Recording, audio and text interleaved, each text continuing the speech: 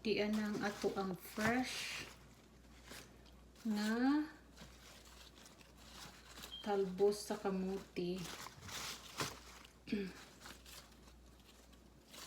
Hatiin ko to ng dalawa. Kasi sa ano ko, sa tinula at saka mamaya maglaswa. Tapos magluto din ako ng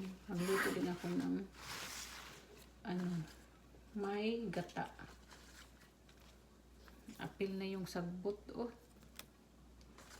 Yes, maggata tayo. Ito yung sa natin, ito yung sa gata. Diba libre na pag mayroon tayong tanim. Fresh kaayo ang